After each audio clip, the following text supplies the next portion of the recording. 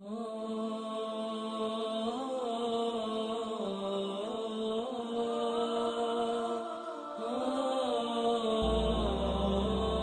a young boy, and I mean a boy of 12, 13, certainly, that I encountered outside the home again, in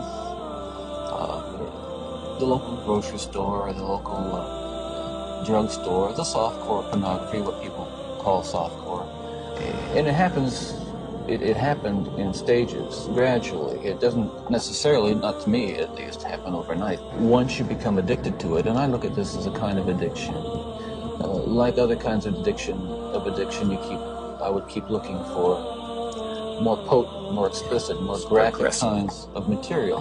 Like an addiction, you keep craving something which is harder, something which gives you a greater sense of excitement. Again, I'm talking from personal experience, hard, real personal experience. The most damaging kinds of pornography are those that involve violence and sexual violence. Some people would say that, well, I've seen that stuff and it doesn't do anything to me. I wasn't a pervert in the sense that, people look at somebody and say, I know there's something wrong with them, and just tell.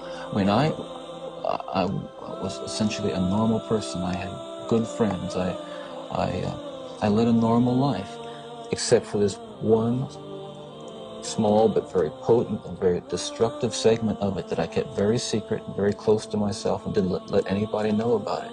I'm no social scientist, and I haven't done a survey. I mean, I don't pretend that I know what John Q. Citizen thinks about this.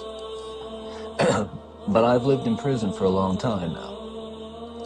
And I've met a lot of men who were motivated to commit violence just like me. And without exception, every one of them was deeply involved in pornography, without question, without exception, deeply influenced and consumed by an addiction to pornography.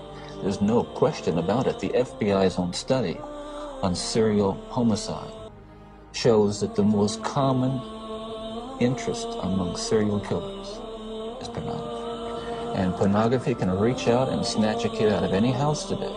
He snatched me out of my home. It snatched me out of my home 20, 30 years ago. And as diligent as my parents were, and they were diligent in protecting their children,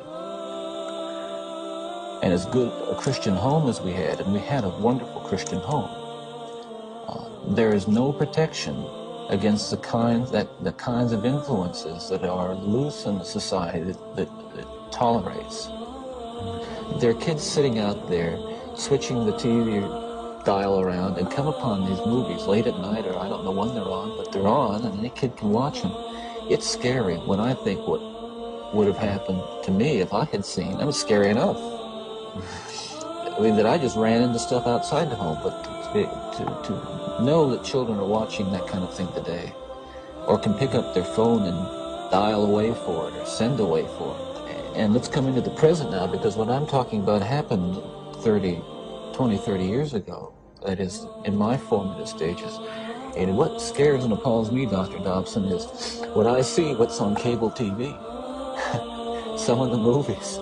I mean, some of the violence in the movies that come into homes today with stuff that they wouldn't show in X-rated adult theaters 30 years ago.